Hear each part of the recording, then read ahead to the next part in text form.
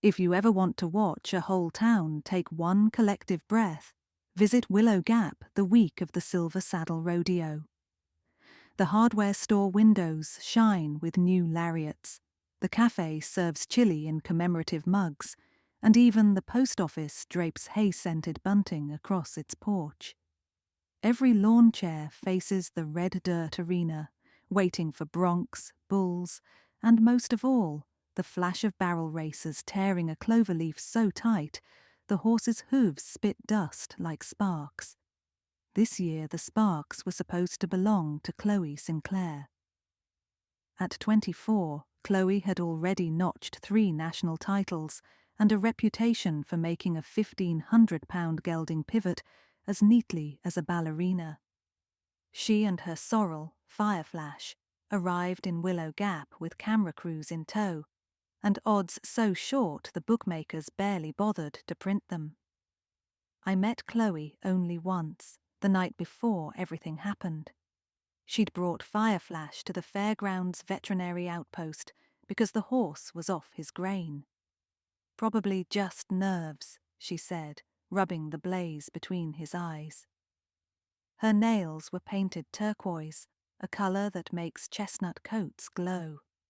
I ran some quick panels, temperature, heart, respiration, nothing wrong. She thanked me and left, pulling her felt hat low as thunder growled in the distance. My name is Rosie Lane, veterinary technician, sometimes barrel racer, always listener. I grew up on ranch dust and paperback mysteries, so when the words locked room accident drift into the humid air, my ears perk the way a border collie's do at a whistle. It was 5:12 a.m. when Deputy Jace Howard called. "Rosie, I need you at Stable 4. Bring whatever you use for trauma exams and be ready." He hung up before the dial tone had chance to echo. Stable 4 sat apart from the others, a cinder-block square with sliding steel doors. The lock was an old hasp and padlock, unbroken, the key still dangling from a nail in the office like always. Inside, beneath the flicker of fluorescent tubes, Chloe Sinclair lay crumpled in the straw. Her spine bent at an angle that made my breakfast threaten mutiny. Fireflash stood trembling in the corner, whites of his eyes rolling. The horse's right foreleg dripped blood from a shallow fetlock gash. The stall door, thick oak, was bolted shut from the outside. Jace's voice cracked. "Looks like she got trampled. But how'd she get in if the door was bolted?" I knelt by Chloe. The hoof marks across her vest told the story of panic, but something was off. "She's wearing barn boots, not the snakeskin ones she had yesterday." I said it more to myself than to Jace. "And check this." I pointed at a cluster of circular bruises above her left shoulder, 4 perfect as daisies. "Bruising pattern looks more like someone grabbed her before the horse struck." "Could have been during the chaos," Jace offered, though his tone invited contradiction. While the coroner's team zipped Chloe into the black bag, I examined Fireflash. His hooves were shod in magnesium alloy shoes, standard for speed, but the right front shoe was loose, only 2 nails holding. I photographed the hoof, then followed the blood spatters in the straw. They began near the back wall, not at the threshold where Chloe had fallen. Odd. A frightened horse charges forward. Wounds should map that path. Deputy Howard checked the padlock again. Key was on the hook since 10 p.m, according to stable boss. Chloe had no spare. Nobody entered after 9. Security cameras went down with last night's storm, so we're calling it a tragic freak thing until further notice. But I saw the headlines forming. "Rodeo darling dies in locked stall." Freak accidents don't lock doors behind themselves, and they don't tighten saddle cinches one hole too many, as I discovered when I brushed Fireflash and found a belly rub so raw it wept. The rodeo board postponed the day's events, which meant the town had nothing to do but gossip and pick at theories like leftovers. Chloe's boyfriend, Cody Diesel Durant, a bull rider built of scar tissue and swagger, smashed a beer bottle behind the saloon, swearing she must have slipped in to comfort her horse during the storm. Meanwhile, rival barrel racer Lexi Boone cried on local radio, calling Chloe the sister the circuit gave me. Neither convinced me. I spent the afternoon in the mobile lab, cataloguing samples: hair from Chloe's jacket, blood from Fireflash, flecks of silver paint I'd tweezed off the stall door. Storm clouds pressed low, keeping the air tight and private. At dusk, Sheriff Connie Madrid arrived, crow's feet deepening. "Rosie, folks talk. They say you're sticking your nose where spurs should go." "That so?" "That's so," she said, lowering into a camp chair. "But I'm listening." I handed her a sketch of the stall. Hoof marks show Fireflash spun in circles before striking. Horses do that when something corners them. A person, maybe. Connie nodded. "You think someone lured Chloe in, spooked the horse, locked the door, walked away?" "I think someone needed her dead," I said, though the words chilled me. Sheriff Madrid exhaled. "Got any leads thicker than sorghum?" "Maybe." I'd found needle tracks beneath Fireflash's jugular, the kind left by sedation. Someone doped him with detamidine. Short half-life, but makes a horse sway like seaweed. Jed Lassiter, the farrier, keeps it for shoeing fractious colts. Connie crossed her boots. Jed's got priors for theft, not murder. Still worth a chat. And I wanted another with Lexi Boone, whose tears seemed rehearsed. The next morning, I visited Jed's forge. He hammered a shoe, sparks haloing the brim of his cap. "I ain't killed nobody, Rosie." He flipped hot iron into water. "But I did shoe Fireflash 2 days ago. Chloe wanted heavier magnesium for tighter turns." "Lose a bottle of detamidine lately?" "Ain't touched the stuff since February," he spat. "Makes my hands shake." I scanned the pegboard of tools, rasps, clinchers, nail sets. But what caught my eye was a set of racing plates, freshly polished, stamped with a star on the heel. "Those for Lexi Boone?" Jed stiffened.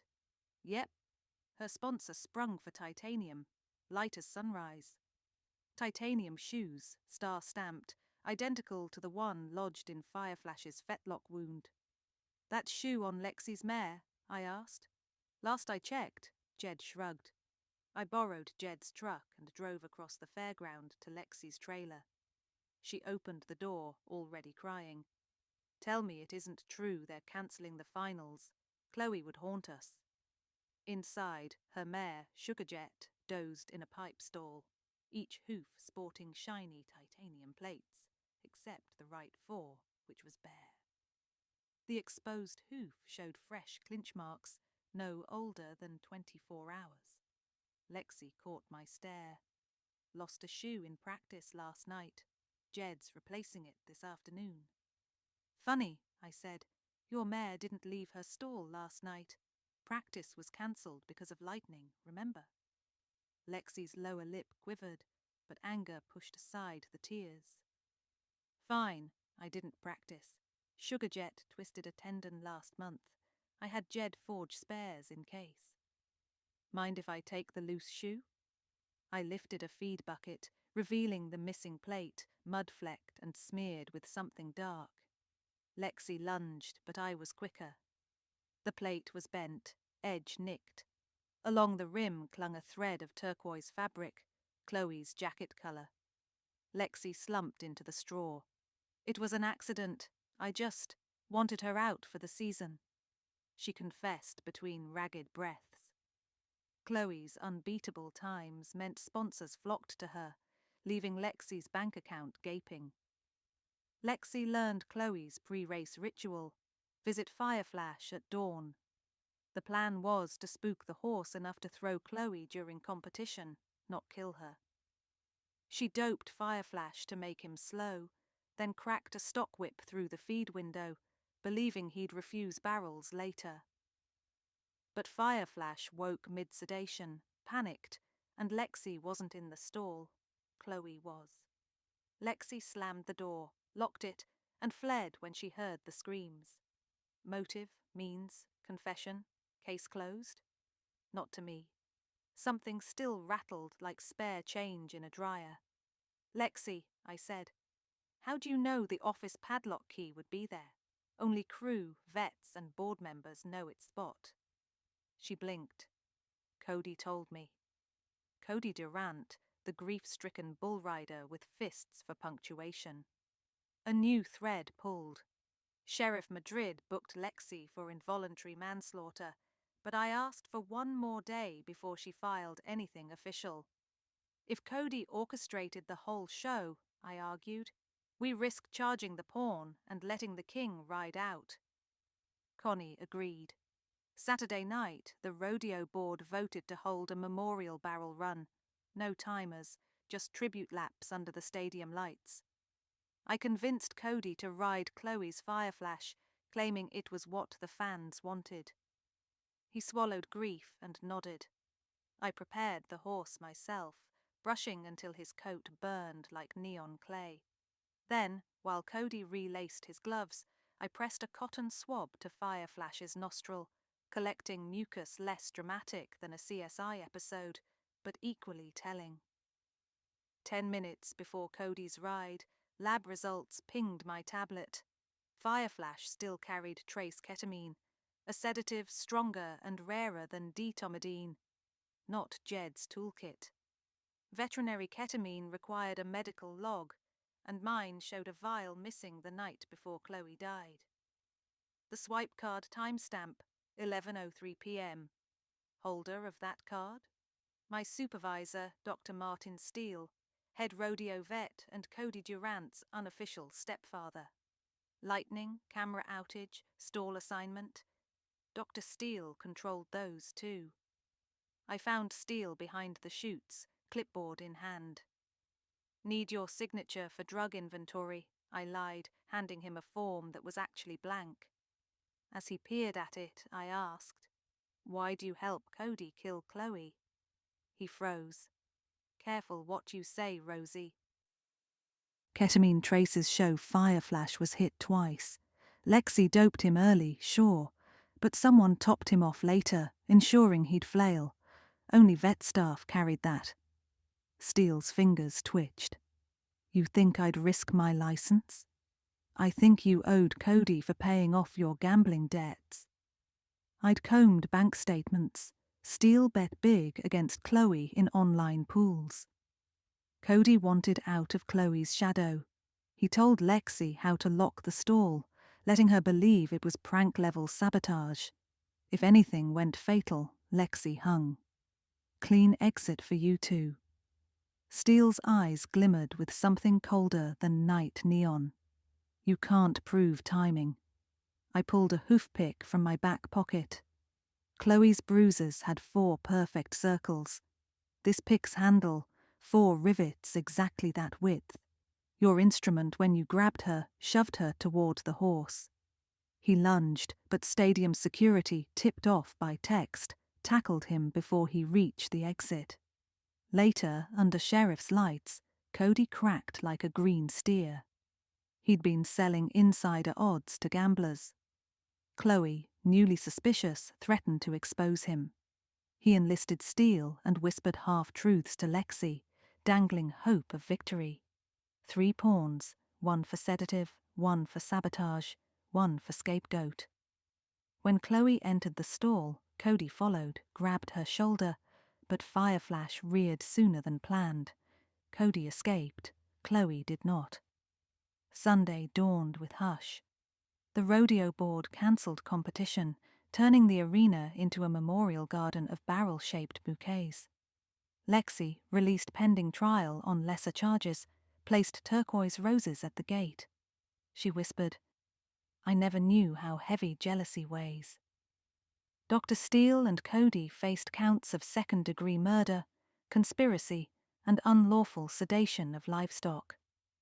Their arraignment drew more cameras than the championship ever would. As for me, I cleaned the mobile lab, labeling vials that smelled of iodine and closure. Sheriff Madrid stopped by, hat in hand. "Heard you're turning in an application for criminal investigator." I laughed. "And leave the smell of horse sweat?" "Not yet." But I pressed the form into her palm anyway. That evening, I took Fireflash for a quiet gallop beyond Willow Gap's cottonwoods.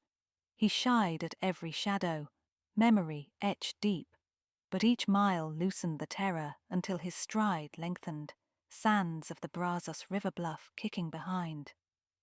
At the crest, I paused and looked back at the town, lights dotted like fireflies. Stories, I've learned, are like horses. They can run away if you don't keep a gentle hand. Chloe's story almost did. Not anymore. I turned Fireflash toward home, the silver saddle moon rising, and felt the night breathe again.